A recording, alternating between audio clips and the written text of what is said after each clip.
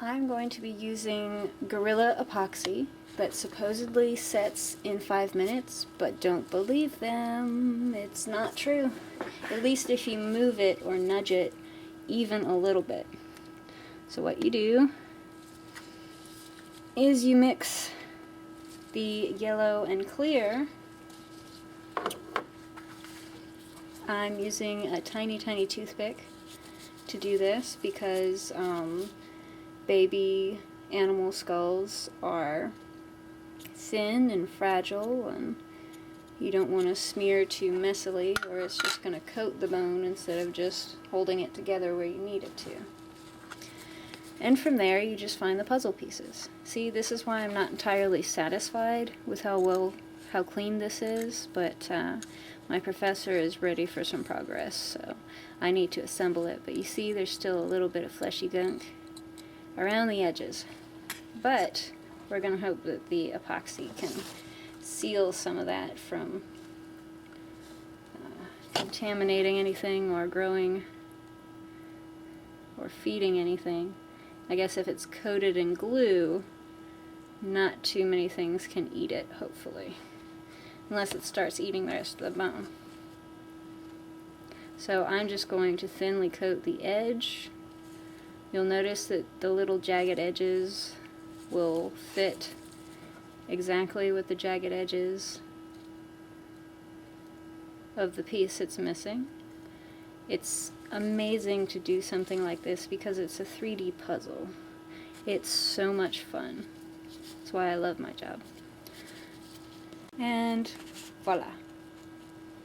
See how the edges match nicely and there's just that little bit of epoxy over? Now I'm lucky because this is a piece that's just kind of holding itself in position because it fits really perfectly.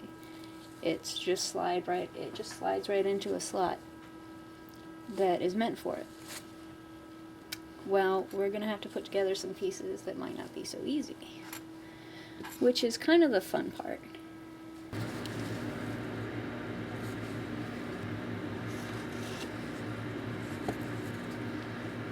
The vertebrae are bubbling still from the peroxide, getting a good cleaning, which is good because they stank.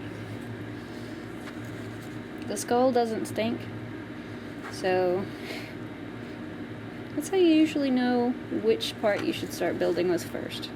Does it stink?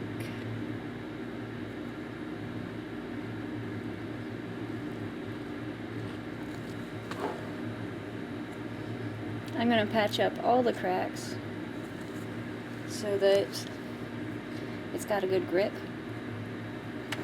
It's important to seal and secure bones that might come in a cluster, like this.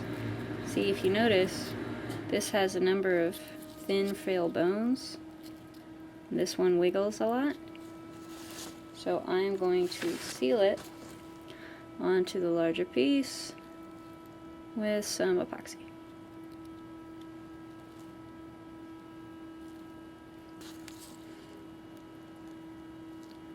So that stays put.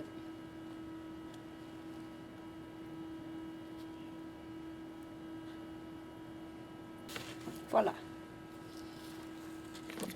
And the vertebrae is still bubbling. So now it's just about fitting the right remaining bones in the right areas. I'm fairly certain some parts of the skull are missing, but it's okay.